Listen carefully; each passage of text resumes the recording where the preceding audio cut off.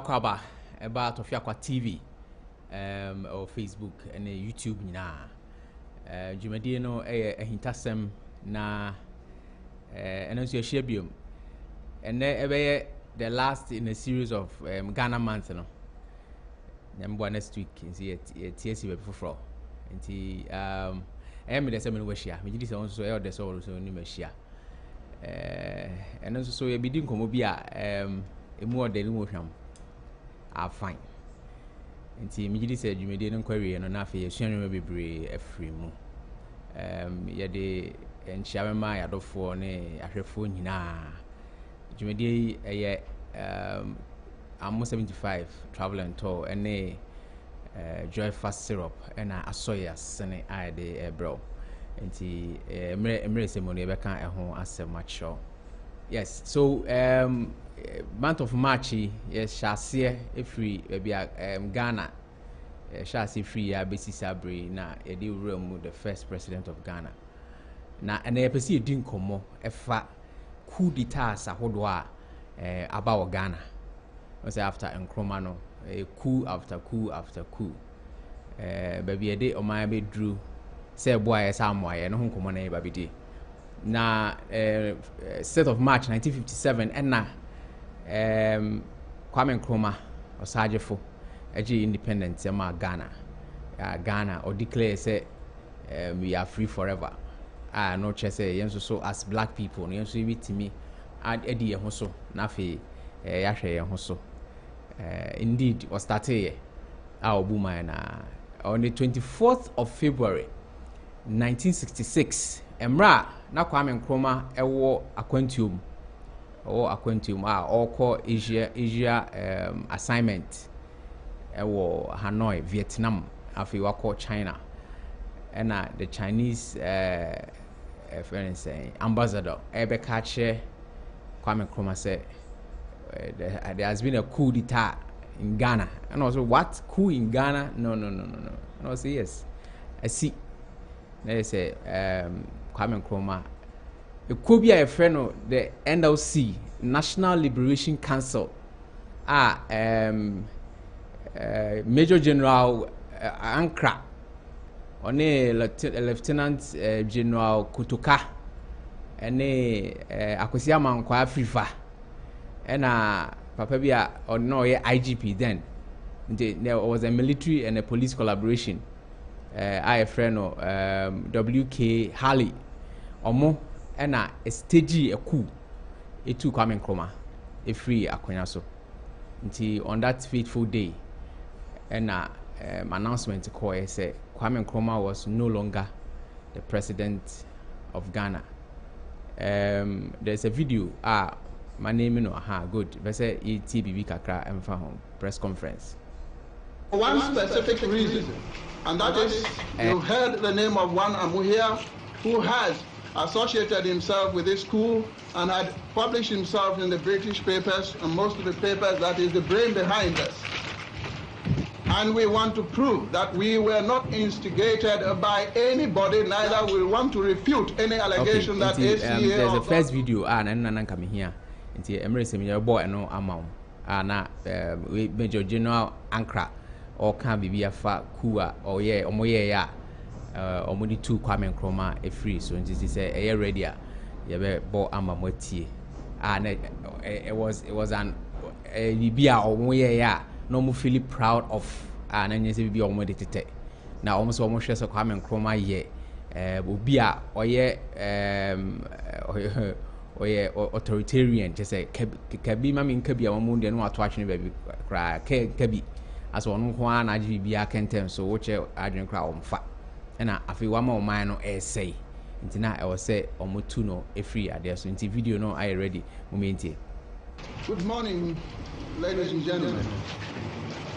Firstly I would like to introduce my colleagues to you.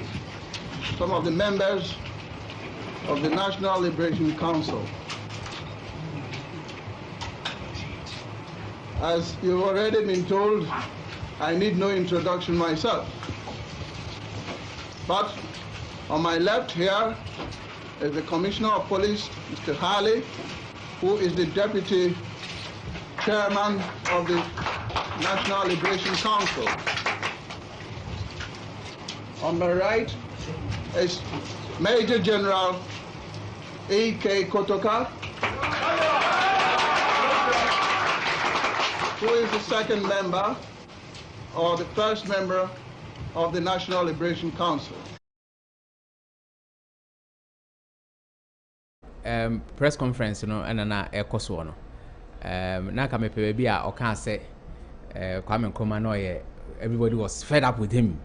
In the videos that was everybody is fed up with him. As soon as he can or kind of could do so. That this was 1966, and as Aku is see Kwame Nkrumah na hini no anase na mamu no eba ewe na omo idea omo de ne say omo yi Kwame Nkrumah free ho na omo sa prepare a civilian government ede ama Ghana. After 1966, 3 years after, and omo handi over power ema papa bi a friend Dr. Buzia. Yes, Dr. Buzia was a professor in anthropology. Yes, ewo university bi wo abrochi by, and so he was a lecturer and an academic, and also so omo handi over power man on 1979. But before that, there was another coup attempt.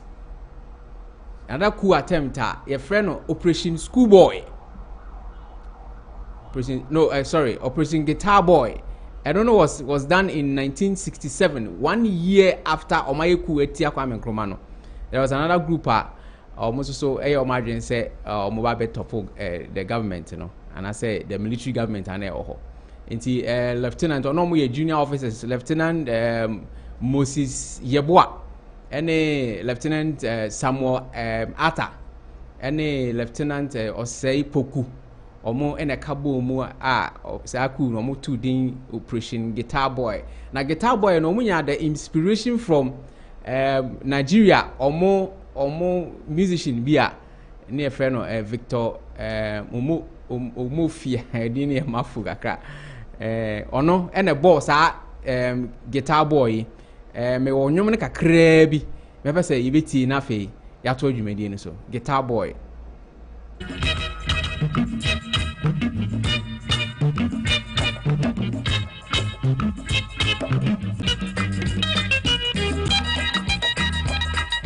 If you see mommy walk down, never you run away.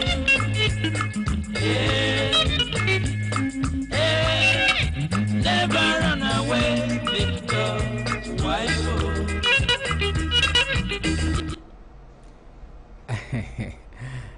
Victor Waifu, on the boss. Now those times then they're very popular in Ghana pa.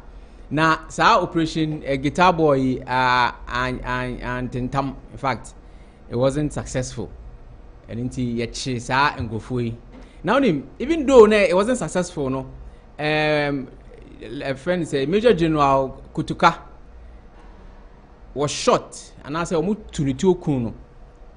And Lieutenant Moses Yeboah onona okun Kutuka. Now the spotter action no it take place, and then currently Kutuka International Airport no ewo. Enti omu decided say omu be name the international airport no after Kutuka. But left to me there and shall I additive be or say name airport major pa after him. And so enya banisa until you say be our penfo besa revisiting our man name for fraud there because Kutuka and shall I bia magana if I say nunti jinaso and name me ikakrakasi pa and I say the face of Ghana at the after the memory, But all well and good. Yento aso. Inti no anya successful no. Enema ye chisa soldiers mi enseng. Eye Moses Yeboah ene Samata ena Osepoku ye chi omo ye ma omo firing squad ye execute omo.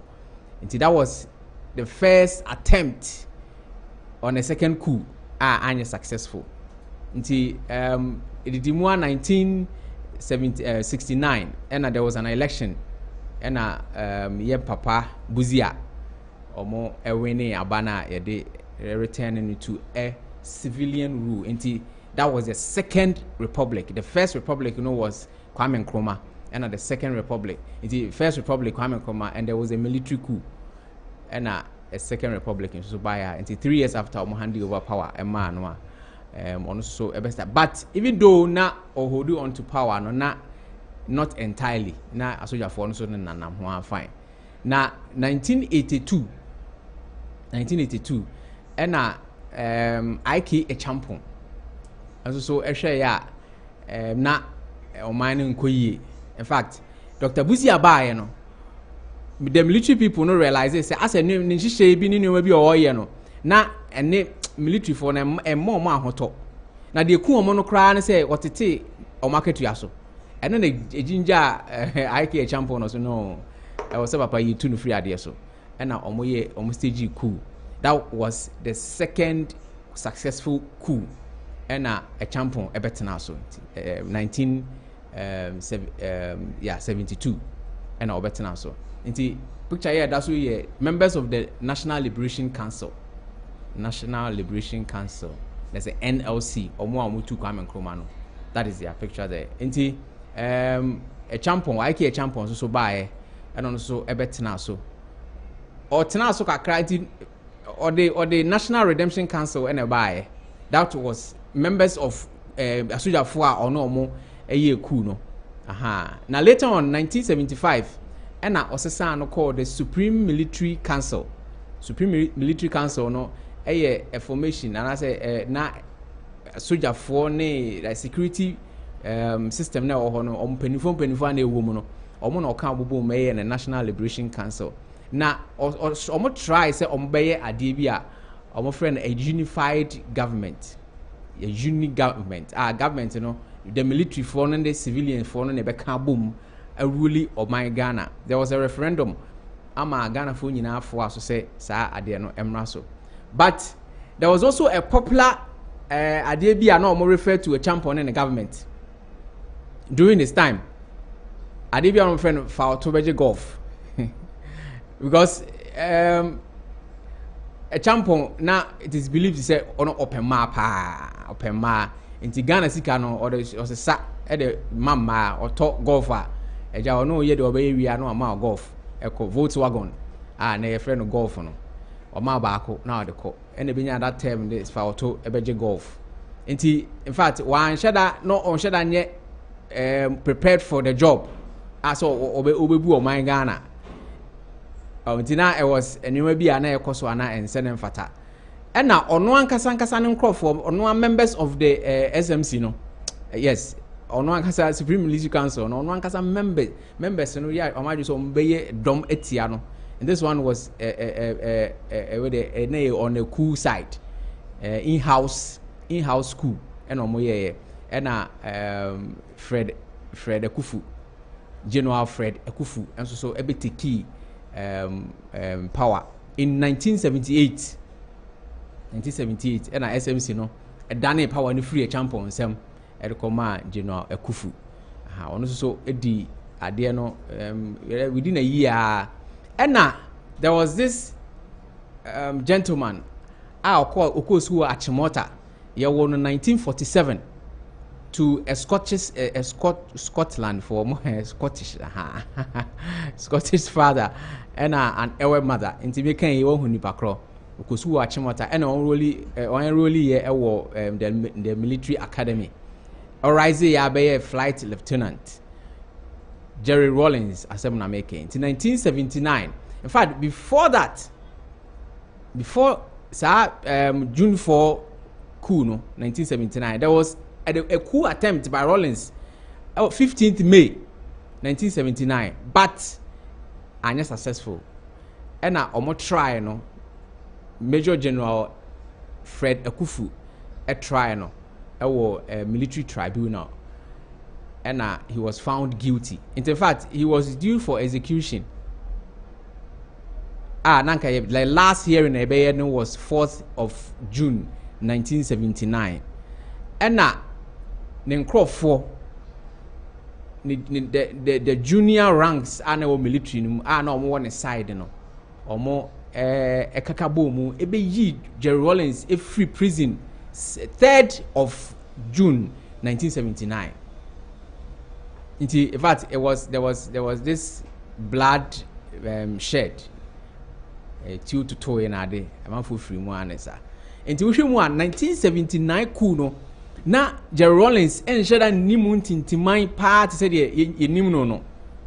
The ono kasa share no was the 15th of May there no. Anko ye. Na ade ba kwa significant ne say. Emra in a trial or more trial no catch omo mo honi nyina ne se mpanifo ni nyina se omo asotwe bi omo mfa mo no na omo nyai ne nkrofo na omo ache omo aka no ho no omo nya omo nko because ono e na oye bibia enti se omo bibi ka omo ne no enka e no omo ye oye se omo nyai omo aka no the rest of the junior officers no omo nya omo nko enti it was something very significant Jerry Rawlings but on the 3rd Anajo and there was this jailbreak Jerry Rawlings a free more on the 4th of June 1979 and the Kufu led government no omotopo ya omoyi ni free ho until Jerry Rawlings became as the head of the Armed Forces Revolutionary Council. The Armed Forces Revolutionary Council, AFRC, on an head into one by the head of state. Now, Jerry Rawlings, Chino, there were other coups. In fact, on 2 occasions, 1982, sorry, on about 79. And now, Obey say before that, about 79, no, and now Obey show Ghanaians in say, Obey handy over power to a civilian government. And in August 1979, and I'll hand you over to Dr. Hela Lehman. Dr. Hela Lehman no hand you over power to him. Say on also answer na umbu o my Ghana. Now some of catch Lehman say yeah the power name mount, but yen asoja fui ye need it ho yeah show. But Jerry Rawlings, was so popular in Ghana because of the na a champion government, na manfu any new one. Or sorry, ebe to me if you want 70 now or a lot of supporters pa our Ghana has say. Enti yenim say eno na a rua na adwimo. Say so man na Dr. Hela Lehman emuni yo. Ono so SACKEY coup the 80 81 82 83. Okoye coup. SRJ power no back. And check, there was a coup attempt 1982 by another set of junior officers. Until from Kwame Nkrumah time, there were military coups upon coups. Now let's not forget, Yemko Echi Kakra. Emra na Omutu Kwame Nkrumah. There was this gentleman, Owo Abuchi, no UK. No na nature say ono na ama instructions say yem to Kwame Nkrumah because Kwame Nkrumah amama no obu no na enye papa. There's a video to that effect. Maybe say bit here ansa na asa aba abesi bia ye dre. We had the okay yesterday about nearly 10 o'clock. We were ready, all waiting, anxiously waiting and sweating.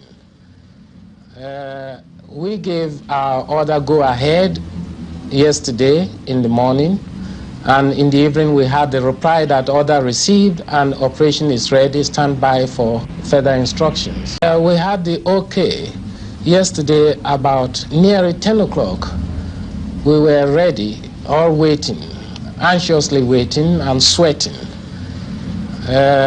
We gave our order go ahead yesterday in the morning, and in the evening we had the reply that order received and operation is ready, stand by for further instructions.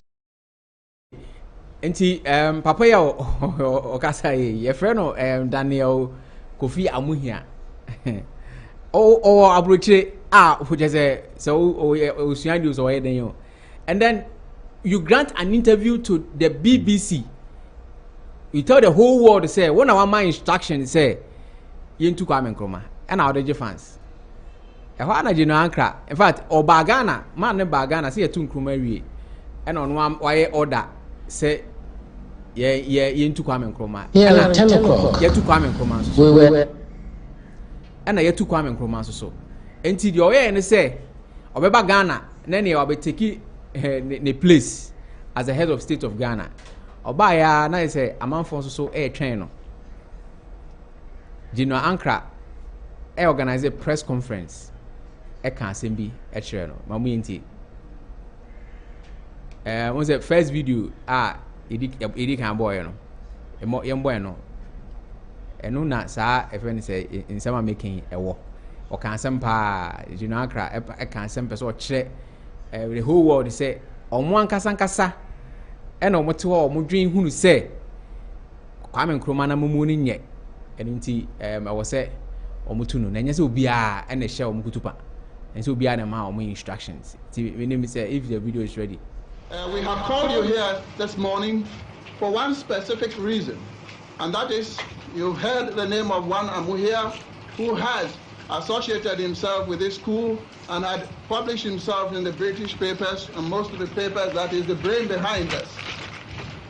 And we want to prove that we were not instigated by anybody, neither we want to refute any allegation that ACA or God knows what has instigated us to carry out this coup. This coup was carried out completely because of the things that had happened in Ghana and because of the tyranny and the despotism of Kwame Nkrumah, the deposed president. Everybody in Ghana was fed up with it. And therefore you could see the spontaneous result which followed the coup. You would have seen when you were coming probably thinking that Ghana would have been put under curfew or all other things, but nothing was done. There was no brain behind it. It was work from us and from within, without the aid of anybody, any foreign country or any country.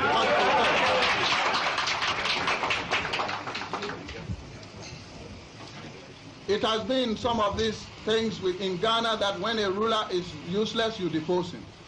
And therefore, we have deposed Kwame Nkrumah. We don't want tyranny or anything here. And therefore, I would like to not waste time to bring in Amu here for you to see him. And you can see that he doesn't even know. I don't know him. I haven't seen him before, neither is any of us.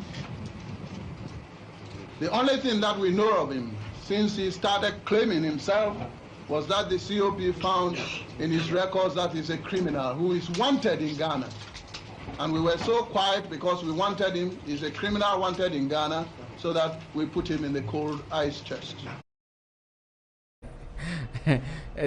Daniel, Kofi Amuhie, or you say, or a criminal wanted in Ghana, so they will put him in the cold ice chest. That was a term I know we used to say. Put you in the cold ice chest. And we the Okohokoye the empire be new because what to abuche kama. O say mama instructions in your coup until there's all bagana, Abaja fans. And Fufi Antoata, and then ne until Daniel Kofi Amu here wanye the NLC agent conference. Right, so fast forward 1982, there was an attempt to say Rawlings government, the PNDC, the Provisional National Defense Council, you be here free ho, because also Kwame Nkrumah banner military upon military upon military. To the First Republic, Kwame Nkrumah ba military will take over. The Second Republic, Buzi Aba military will take over. The Third Republic, Liman Aba. Another military takeover. And conform junior officers be so keka omo ho bomu a omo ye o madwen say omo so ebeyi Kwame Nkrumah Jerry Rawlings na ba na free so obi ti say a Hassan ene Jiwa Halidu Jiwa ene nkofo bi ti say America Akatapori yes some for me no way they look so young but no money at them pa corporal Lance Corporal Sakode Ado one Lance Corporal Halid Jiwa na omuna stage Sakui any amongst others America mo any Akatapore mo omuna kabum na anya successful 82 any a chi omkogumu ye chi omkogumu no ena jiwanom de omudwane ekọ Ivory Coast omudwane ko Ivory Coast na omkodu Ivory Coast no omanya we o omantena ho omusa regroup ye kika ho bom fa etuo ne nyoma esa de ba ga na se ne nkrof o ma che o magum ne it was numbered about nipa 30 ombesa ayi o free prison na omaya o ma adwen se ombetu Jerry Rawlings no ombetu no enti omo ba 1983 se omo ba be Coup enti omo ko Ashafort omo ko in Sanwem te se ba bia na ye de omo nkrofo agugu bia na omo ko ho se omo ko yi omo nkrofo na afi omo akọ na whilst omo che omo mu na ebi eye sa operation no eye Halidu Jiwai one another military man echo the Ghana Broadcasting Corporation and as a GBC at that time there say utimi nya kwan ko GBC koye announcement say what to government na una power we doing some until all announcements were made at the Ghana Broadcasting Corporation because obuna na omo covered the whole nation a bit mama ni panyina ati say this is what is going on until there's an audio the words of Halidu Jiwa almost say almost topo Rawlings government for 2.5 hours. Until for within 2.5 hours a day, almost to Rawlings amamonu gui. Ni say etwa so anasa antwa so. The audio Halidu Jiwa no Ghana Broadcasting. This is Carlos Halidu Jiwa, Operational Commissioner for the Revolutionary Fighters. Revolutionary Fighters have taken over from the PNDC. The PNDC is being removed because Flight Lieutenant Rawlings and his team has been found to be inefficient. While he preached virtue, Flight Lieutenant Rawlings practiced vice. All appointments by the PNDC should stay in office. All PDCs, WDCs, and progressive forces should remain vigilant. The PNDC has about 1,000 people in prison. Captain Chikata is a murderer. Students should assist soldiers to help arrest the following: Captain Kojo Chikata, Captain Kwashiga, Captain Patterton, Naval Lieutenant Sasijima, Lieutenant Kusi, Lieutenant Richter Ado, Brigadier Kwenu, and the Inspector General of Police, Mr. Kublenu. The universities have been reopened. A full report of the Special Investigation Board will be published. The budget will be reviewed where necessary, and action will be taken to refund the 50 cedis note. The Ghana Bar Association and the Christian Council should remain calm. Lieutenant Colonel Eko Dennis, like most officers, is on our side. These are the words of Halidu Jiwa, Lance Corporal Halidu Jiwa, our junior member of the military, 1983. I'm making or no group be omukamo boom. Yes, sir, Onkwakutu Rawlings amemo ego. This was the action that omu take here. And omu feel say omu operation no. Just omu ye bi omaye they have the liberty to go and announce it at Ghana Broadcasting Corporation. In terms of her, or say this is Carlos Halidu Jiwa. Omo now omo take over Ghana. Na omo amemua Rawlings ebu no. Ono he preaches virtue and practices vice. They say in some oka no. Enye no no oye. Aha, oka nsem kire ya no akwa ye bone. Nti omo hu. Nti omo ni nye ho. Nti wo say omo etime top of the government. Nti wo hwa list or the buy no nyina ye nkofo a e so wa blacklist omo. Nti wo say as usual there will be firing squad na there. But there was a quick action from Captain Courage Koshiga ana owo Chama Rawlings in the camp. Ono so ene ne nkrofo counter sa ade na omo ye no. Counter Halidu Jiwa ne nkrofo e di omo so nkunim e ma ono so ina say Halidu Jiwa mo flee they run away omo dwane Into obeye ono so betena Ghana Broadcasting Corporation ho. And so ebe kan asemi Ghana for nyina. And so if we have it, we don't have it. Ono so ebe kan say there was an attempt. In fact, there was an announcement to say ye two Rollins amemu egu. Now opese o assure Ghana for nyina say hi, are you ready? Meeting. It's about morning. A small group of dissidents managed their way into our national studio and made false announcements to disrupt the activities of the PNDC. I, Captain Courage Kwashiga, on behalf of the PNDC, want to assure the nation that the situation is under control and that those dissidents should report themselves to the nearest police station, or anyone seen in tracksuit entering the military installation should be fired on sight. It's about morning. A small group of dissidents managed their way into our national studio and made false announcements to disrupt the activities of the PNDC. I, Captain Courage Kwashiga, on behalf of the PNDC, want to assure the nation that the situation is under control and that those dissidents should report themselves to the nearest police station, or anyone seen in tracksuit entering the military installation should be fired on sight. Captain Courage Kwashiga ena ekasano. Ono ena quickly o mobilize ya omutimi kokoje ekodi omo stage Coup no eye Halidu Jiwa ne nkrofo so enkunim. Enti Halidu Jiwa ene nkrofo etu Rollins amamo nugu for just 2 hours, 2.5 hours spent.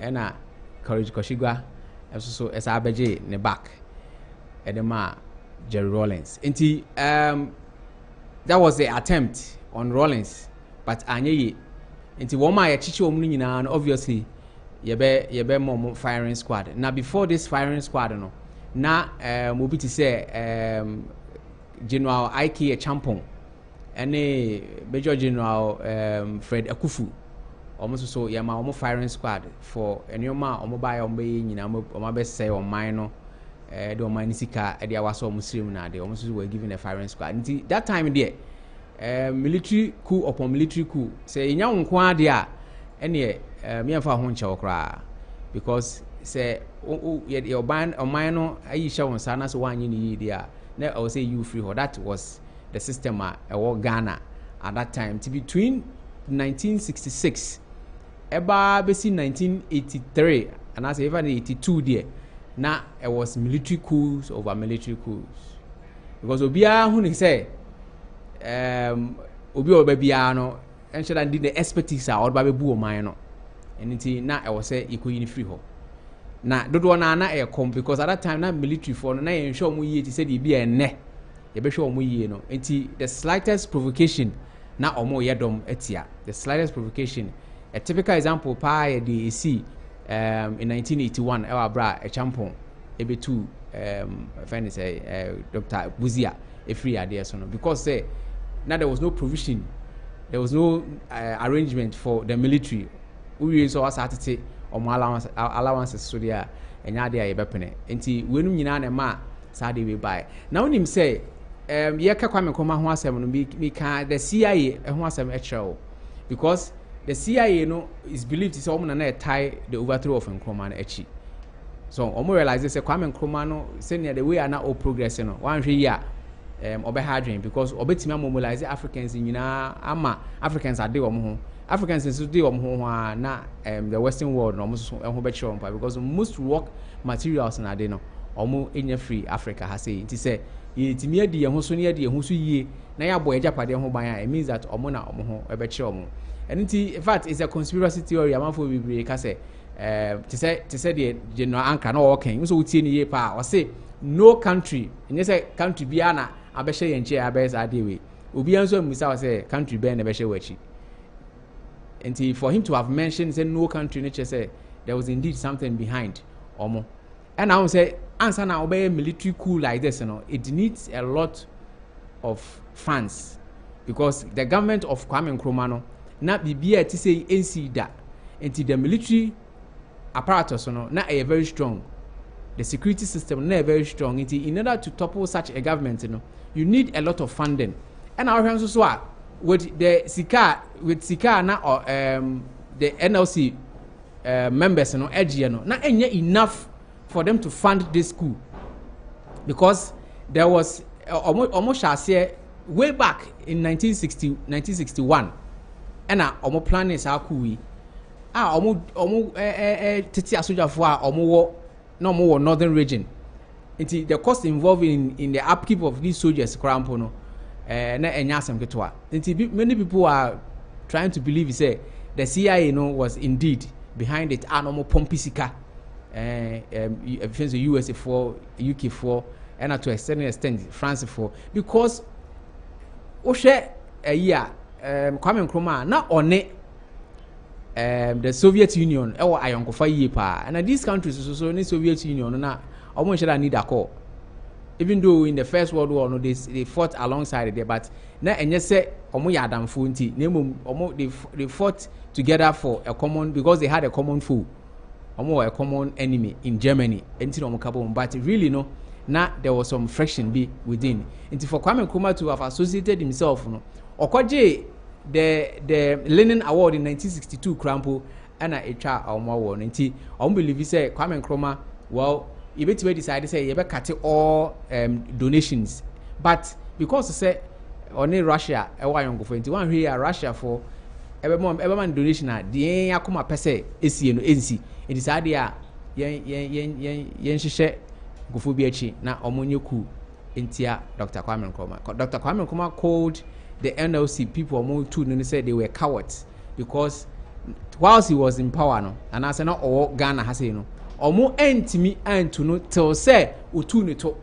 na omo yes action until from so omo ye cowards. It was also more after Kwame Nkrumah call no abrofo no feel say Kwame Nkrumah is the problem, and it ye na free ho ama Ghana de no ho ama Ghana ye, but from time to Kwame Nkrumah ba abesi Jerry Rawlings so ebe ye Coup no ebe tena so 1981 no na Ghana enshada make any progress as far as the economy is concerned.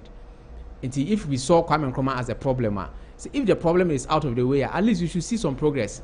But entimi amasa ama Ghana sinkia enana ye sinke regime bia bebia say military and say civilian government bia na entimi enhu ye ho ano na sinkia ena ye sinke until say Jerry Rawlings ETB betena so for a long time organizing an elections in 1992 constitutionally they elected him in we elected him president now obefa Ghana into the Fourth Republic, and he was the first president in the Fourth Republic. And Ghana we haven't really recovered. We haven't really recovered from the overthrow of Kwame Nkrumah. Into him, Sena, even if he was a tyrant, now or can kebi a memu, at least Ghana was making some progress. You understand? From that time till now, it's a sin. Wow, it is saying, as a sin, a dear progress, then ye dear can't on mine home. If because a Kwame Nkrumah can say, dear, no. We be any who are better now, or obey ye dear. By your chain, dear, why no? Until well, any day, AHINTASEM, the amount for be I can say whether it is true, no dear, a young opponent in him. And they say, yeah, that's to take Ghana. You will me. Into Ghana, who is every year, I enjoy peace. You know, we have really gone through tough times before. Really going through tough times. Into from 66 to be at 82, and I say 83, no, how many years? It's a very long time. And then say if we have some sort of peace, we should protect it. We should protect the peace that we have. At least every day. I think it should be enough for you. Because war there, we cannot choose war. Military coups, you know, because the moment we are coup, no, Emma or mine hondaho. Or mine hondaho, even though military phone a take charge there, but omo hondaho into Emma or hono. Ye do ada no na so onyi ni ya omo ahono asa ye domati omo aho na we are beje power sa na ya na besi sabre enti the Ghana month the end the Ghana month we have really talked about Ghana this month March the ended the military coup sa a course so Ghana nyina na mebisa question say so the Ghana ekoye and I say Ghana we say your guess is as good as mine and that you trying to tell any titia na mbo next week so you be say about nchen near the topic for near this one for e dey abro me say wa aya ka kire unua na afei ono so kan kire unua say ebina da bia no say bono nan a ehia na edi ye ho komosua ade bebre efiri mu nti me say wa edin no eye AHINTASEM on Tofiakwa TV bidin e de prof ene amo 75 traveling tour na so ma sen de me baaye omo e de say ye kɔ nya kosua de a biaye no eye Canada say Canada nso de a amo 75 ene de wokɔ eye adesua enye se okoye adwuma nti say adwuma na opɛ de a yintimi moa eye adesua nko a ena eye Canada nko so because say oboso kosua de a Canada for mo university se kama pa ho nti frɛ numbers na egu screen so no na afi oni omo enni nkomo na omo moa na wo anasa wo ba nti nko so kunya quality education ewo abrochire na mfa mra meboa oman Ghana afi joy fa syrup nso so eso de bedo kama pa na aba emre so se oba obu nsa aya na wo problems bebre aya na wote yaw pa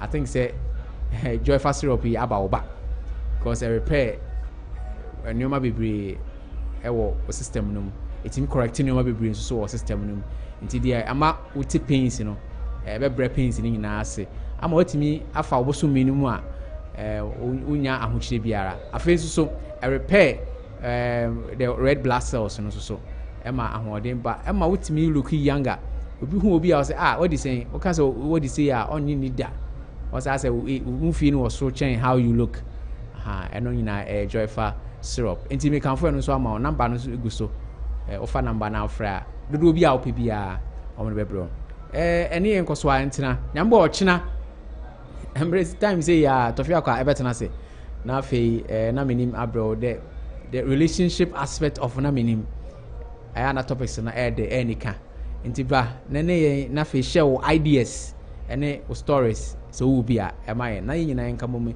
ensua de na nsisi ye relationships nene ya ware ne ye na emboy nyina me enkoso me da wase pa ya misha e be se hye biom